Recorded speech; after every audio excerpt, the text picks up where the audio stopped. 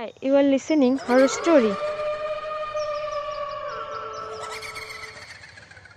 আত্মার মঞ্চ।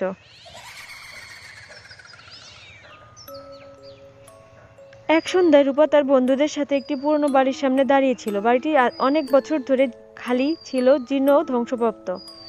কিন্তু আজ কিছু কারণে তাদের সাহস জোগালো এবং তারা ঠিক করলো বাড়িটাতে ঢুকে পড়বে। তারা জানতো সবাই এই বাড়ি নিয়ে অনেক কুসংস্কার শোনে, কিন্তু একবার ভেতরে গেলে সব কিছু জানতে পারবে বলে তারা ঠিক করলো। বাড়ির দরজা খোলার সাথে সাথে ঠান্ডা বাতাস তাদের শরীরে লেগে গেল।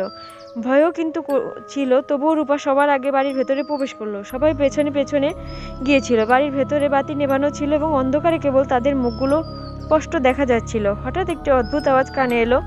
কেউ ভয় পেয়ে উঠেছিল। রূপা যে সাহসী ছিল, একে একে ঘরগুলোতে ঢুকে পড়ল, কিন্তু জিনিসটা ছিল অস্বাভাবিক।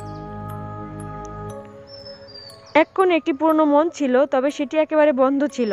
এটা কি? রূপা মঞ্চের দিকে এগিয়ে গেল এবং তার বন্ধুদের জিজ্ঞাসা করতে। ওই মঞ্চের সামনে দাঁড়িয়ে রূপা অনুভব করলো যে সেখানে কিছু অদ্ভুত উপস্থিতি রয়েছে। হঠাৎ মঞ্চের উপর থেকে একটি আলো উঠল, খুব ধীরে ধীরে।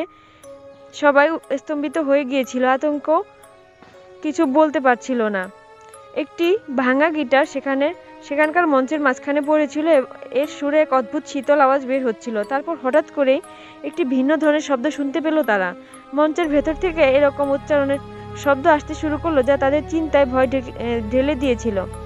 আমাদেরকে চলে যেতে হবে, এখানে কিছু ভালো নেই, এক বন্ধু বলল। কিন্তু তখনই মঞ্চের উপর থেকে একটি কালো ছায়া উঠল। রূপা এবং তার বন্ধুরা পেছন তাকিয়ে দেখলো তাদের চারপাশে ভূতেরে প্রহরী বা তাদের উপস্থিতি।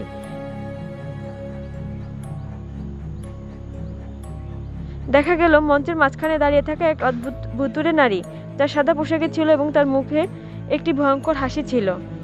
যদি তোমরা চলে না যাও তাহলে তোমাদের আত্মা এখানেই রয়ে যাবে, সেই নারী মঞ্চে থেকে রুক্ষভাবে বলে উঠল। পালানোর চেষ্টা করলো রূপা এবং তার বন্ধুরা, কিন্তু বাড়ির দরজা বন্ধ হয়ে গেল। অন্ধকারের ছায়াগুলো তাদের ঘিরে ধরেছিল। তারা বুঝতে পারলো তারা এই বাড়ির তলায় আটকে পড়ে গেছে এবং তাদের জীবনও হয়তো শেষ হতে চলেছে।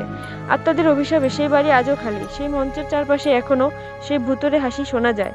ধন্যবাদ সকলকে। ভিডিওটি ভালো লাগলে চ্যানেলটি সাবস্ক্রাইব করুন, লাইক কমেন্ট শেয়ার করে পাশে থাকুন। ধন্যবাদ। অদিতির সাথে থাকুন।